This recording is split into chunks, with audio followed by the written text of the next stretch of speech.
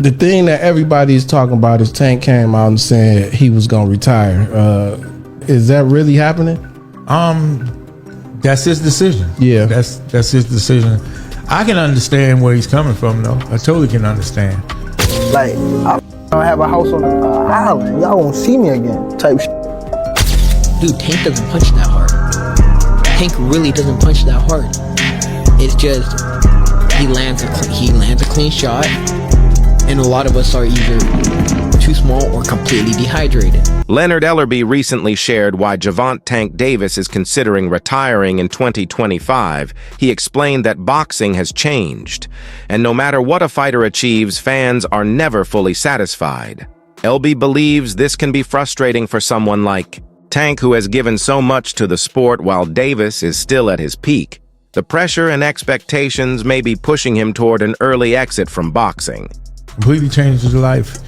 He's definitely very confident that he looks at a lot of things differently now than he did probably 6-7 years ago. You know, and that's the whole maturation process of men and women. You know, you grow as a person. Mm-hmm. Yeah. And I'm sure that probably has a lot to do with his mindset. So he is serious about retiring. If that's what he said. Yeah. And we all heard him. Yeah. Right. He hasn't told you anything about it? No. When you first heard it, was you shocked or you kind of... Not at all. You knew it was coming? Well, because boxing is different. Boxing is different. It's different. The fans, not all, but they're never going to be satisfied. I'm just being honest. Mm-hmm. Damn right. It's never good enough what you do. Yeah, no matter what you do. And so sometimes that can be frustrating, annoying, but his decision is more about what he said it was about. You know, it's more to life than just something that you do for a living. Yeah, and the fans don't want you to... They think that because, you know, and you have a lot of respect for the fans who pay their hard-earned money to see you fight. Yep. But you have a life outside of boxing. Yeah. Davis had previously announced his intention to retire from boxing by the end of 2025, however, following fight against Lamont Roach, which concluded in a majority. Davis has reconsidered his retirement timeline. The unexpected outcome and the subsequent criticism from fans have prompted him to extend his career. I wanted to ask you, earlier in the year you spoke about retiring after 2025. How does a result that maybe you weren't expecting or a result that you didn't think you deserved maybe change the course of your plans for your future? Yeah, it definitely changed my plans. It definitely changed my plans. I probably got like 4 more fights now. For sure. Aiming to address the dissatisfaction surrounding his recent performance, critics have pointed out that Davis has yet to face top-tier opponents. This has led to accusations of him opting for less challenging fights, which has not resonated well with fans who are eager to see him compete against the best in the division. The perception of cherry-picking opponents has cast a shadow over his otherwise impressive record. Tank holds all the cards. You know, he's the cash cow. He's the one, like I said, who makes these fights happen.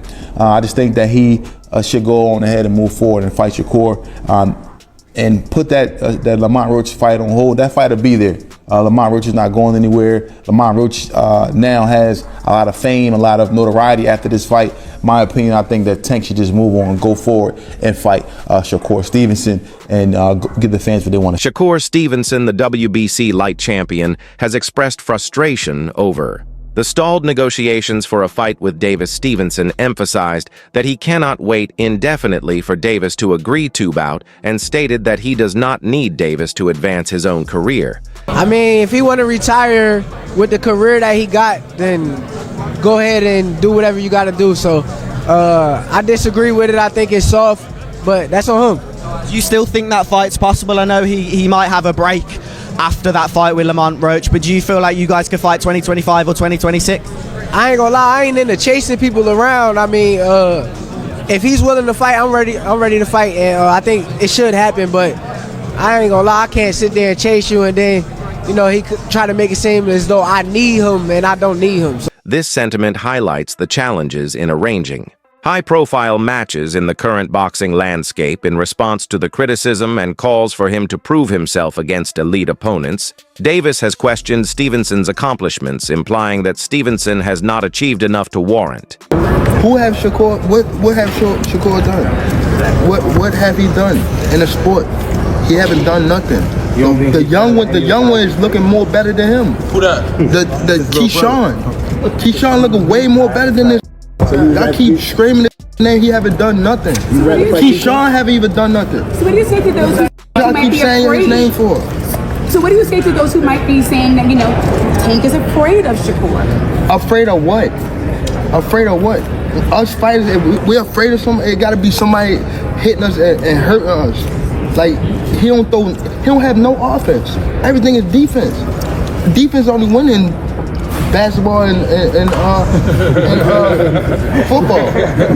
That shit winning boxing. A fight with him this back and forth has fueled debates among fans and analysts about the merits and potential outcomes of a Davis-Stevenson matchup.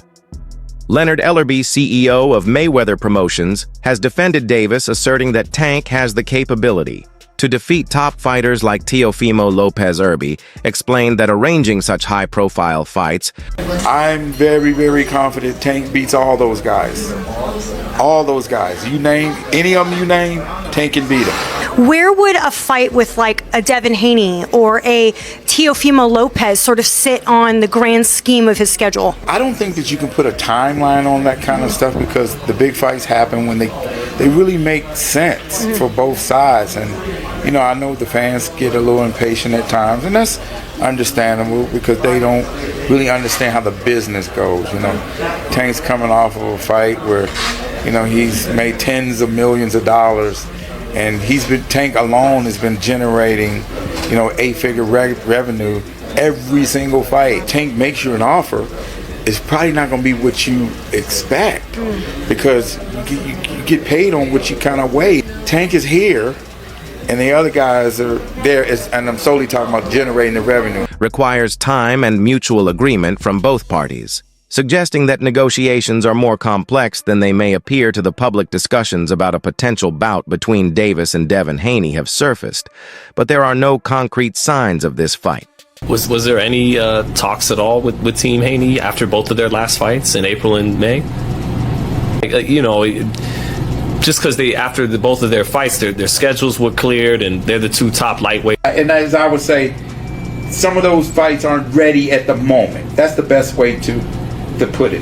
Some of those fights aren't ready at the moment, and I think you can read between the lines. And one thing I do know, Tank Davis is not going to be taking no pay cut to do anything. He's the boss. So, again, is that all those guys are terrific fighters.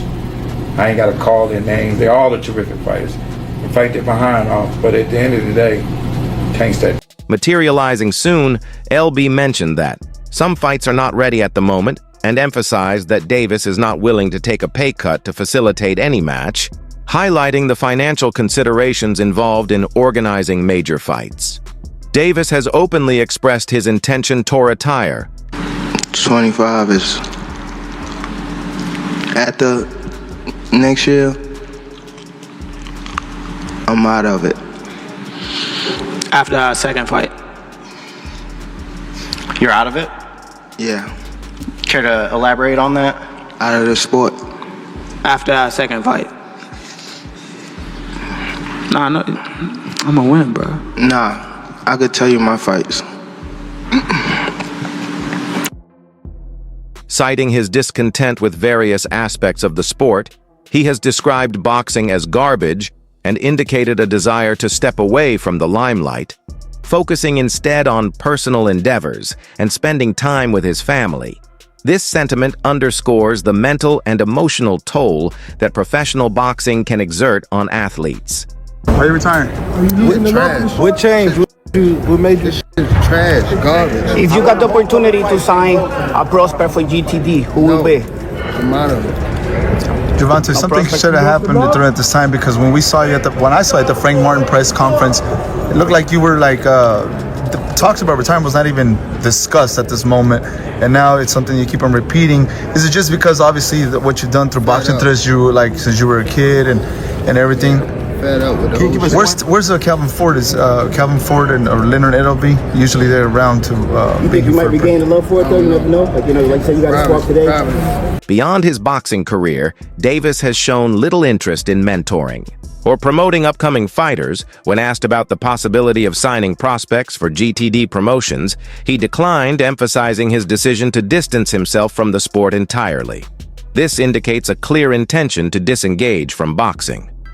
How I'm going, I'm trying to get so much out of this and get away from it. Like, I have a house on an island, y'all won't see me again, type shit. Like, that's how I'm trying to beat. I'm trying to beat all this type shit. You know what I'm saying? I ain't trying to be around this too much longer. I don't even want the spotlight. Y'all can have it. Related activities post-retirement from the onset. Davis has expressed a desire to lead a secluded life away from public attention. He has mentioned plans to live away from everyone, suggesting that he seeks solace and privacy after years in the public eye. This desire reflects the challenges that come with fame. Fight fans listening to the moment, Tank Davis says that grease got into his eye, which made him take that knee in round 9, and then listen in as the fans immediately turn on Tank and start booing him. I have one question for Tank. Tank, we have female boxers. I couldn't find any evidence of them taking a knee. I just got my hair done 2 days ago and she put grease in my shit, so the shit was like, you know, like when you sweating and things like that and the grease come in my face, it burnt my eyes type shit. Damn, why y'all booing like I'm saying bullshit? Like, this is real facts. And the yearning for a more peaceful existence. The aftermath of the Lamont Roach fight saw fans expressing their displeasure, especially regarding Davis's explanation for taking a knee due to grease in his eyes. Some fans pointed out that female fighters have endured similar situations without resorting to such actions, leading to further criticism and boos directed at Davis during the event. Davis has articulated a need to focus on himself and explore other interests beyond boxing. So, you see a lot of athletes announce retirement and then come back, or announce retirement and then don't retire. How realistic is this? It's real. Has it changed? Have you been have you had any times like, maybe I was tripping a bit? Yeah, I do be having them thoughts. Yeah. But it's also too, I want to get myself together though. Which is much more important. Yeah, I really want to get myself together, like not retire, but take a break, you know. But the only thing is, I don't really want to do is like other stuff I need to work on, you know, like being more there for my kids, going to school, you know, just building myself up as a person, you know what I mean, as a great human being. That's what I'm focusing on. He has indicated that there are other endeavors he wishes to pursue, highlighting a shift in priorities as he contemplates life after boxing. This introspection is common among athletes nearing the end of their careers when questioned about fulfilling pending high-profile fights that fans are eager to see. Davis has reiterated, how soon is it going to be before you're done? Because on several occasions, it's almost like you're alluding to, you only have but so many fights left. You're looking to walk away from the game. How close are you to that, being undefeated and unblemished with some big fights out there for you to get? It's close for sure. It just, I don't know. It's a little draining. I just want to step back for a little bit and just focus on me personally. You know, I feel like I've been doing this for some time now, and I just want to give myself a break and focus on just me as a human being, me as a father, me as a son, and things like that. His intention to retire soon, he emphasized his desire to focus on personal matters, suggesting that boxing is no longer his primary concern. This stance has left fans and analysts speculating about the legacy he will leave behind. Rayleigh Romero, a fellow boxer has downplayed Davis's punching power, suggesting that his knockout victories are primarily due to facing smaller opponents. He was getting his ass whooped the whole time until what he says. He said himself he threw a lucky shot. He said he didn't set up, he just threw it. The shot that I threw, it wasn't really hard. I caught him coming in. I knew he was going to come in eventually because he wanted to hit me so hard, and I just got out the way at the same time. And he walked off. He really didn't realize what had happened. You playing a game of chess, right? You know, you're pushing, right? Like, bro, you got this dude checkmated, right? You got him checkmated like 4 or 5 moves, right? You leave your back rank open, boom, and you get backmated. Romero's comments add to the ongoing debate about Davis's choice of opponents and the legitimacy of his successes. In the ring, there is growing frustration among fans regarding Davis's perceived strategy of selecting less challenging opponents. Once considered the face of boxing, his recent choices have led many to question his legacy. Critics argue that he is avoiding Gervonta Tank Davis, you supposed to be the face of boxing. Canelo is taking people from other networks and bringing them over to the PBC. It seemed that side of the street shit don't matter when it comes to Canelo. Canelo took Berlanga from the zone and brought the man over to the PBC. How come Gervonta Tank Davis can't go over there and get William Zepeda and take him over to the PBC? Bro, Tank, we need 4 fights in a row with no tune-ups. We need 4 fights in a row with no tune-ups. No tune-ups. From this point on, we need no fucking tune-ups. No tune-ups, bro. We need heavy hitters from this point on. We need T.O., Devin, Shakur. We at least need them 3. Keyshawn Davis, who else? Floyd Schofield. Tougher matchups, opting instead to fight competitors from lower weight class. This pattern has fueled accusations of cherry-picking to maintain an undefeated record while avoiding real risks in the ring. Despite his accomplishments, some analysts and fans believe that Davis's undisputed status is misleading. I'm wondering why people are always searching and looking for who Tank's next opponent is. Mr. Rehydration Clause. Mr. ain't gonna never be undisputed in his career. Mr. 31 and 0 ain't even been unified yet. But y'all out here wondering who Tank gonna fight next. It ain't gonna be nobody with some skills who could possibly beat him, I tell y'all that. Y'all see how they acting about the Teofimo fight. They don't even want to talk about that. They saying nobody can F with Tank. But the people we want to see who can F with Tank, they never make the fight happen. Ain't that crazy? Everybody, when it's time for them to fight a Shakur, a T.O., hell, fight Devin right now. Devin want a big fight. Devin want a title. Come back and get him a belt. Well, that's at 135. But fight Devin at 140. He coming off a loss. He ain't got confidence right now. I don't know why y'all sit up and wait for this boy to cherry pick another opponent, because that's all he do, fight fighters that can't have no chance. They argue that while he has dominated opponents, many of them have been significantly smaller or less skilled, his knockouts, which have earned him a reputation as a devastating puncher, are now being scrutinized. In light of these criticisms, many question whether he could achieve the same level of dominance against top-tier fighters in his weight class. Gary Russell Jr. has publicly criticized Davis, claiming that the new Biles, I don't want to disrespect him, but you know he's definitely a fighter. But shit, I can't really say that because he was beating Tank. He was honestly beating Tank. I'm pretty sure that he was the easier of all of the other champions that's up at that weight division. Taylor's the only one. Taylor's the undisputed. Exactly. They ain't go with him. They're going to pick something that's a little lighter that they think they can do. And even with it being a little lighter, they almost got the short end of the stick. It almost bit him in the ass. He had to go out there and pull that out. If he wouldn't have, he would have lost that fight. Generation of boxing is getting weaker. Russell believes that Davis is not fighting the best competition available, which has contributed to the sport's decline. He pointed out that Davis was hit multiple times by Mario Barroso fighter, versus a guy that virtually nobody is asking for him to fight yet again in Lamont Roach, a guy that's moving from 130 to 135, a guy that has a belt at 130, but he still fight Gervonta Tank Davis for his WBA strap that he don't even deserve. But that's neither here nor there. Now, My opinion on this fight, this is another cherry pick. This is just Tank doing Tank things. There's nothing to get mad about. There's nothing to get upset about. We know that Tank is a fraud. That's why I call him Abdul Fahid. He's protected fighters in the sport today. Supposed to be the new quote-unquote face of boxing. Supposed to be the cash cow. With so many people clamoring for a fight with Shakur Stevenson, William Zepeda, Teofimo Lopez, Devin Haney, Floyd Schofield Jr., Abdullah Mason. Supposed to be the A side. You side is supposed to send contracts. Gervonta Tank Davis said, fuck all that. I'm gonna fight this guy that nobody wanna see me fight. And I'm gonna be honest with y'all, man. I am numb to it. I'm not gonna get mad. I'm not gonna get upset.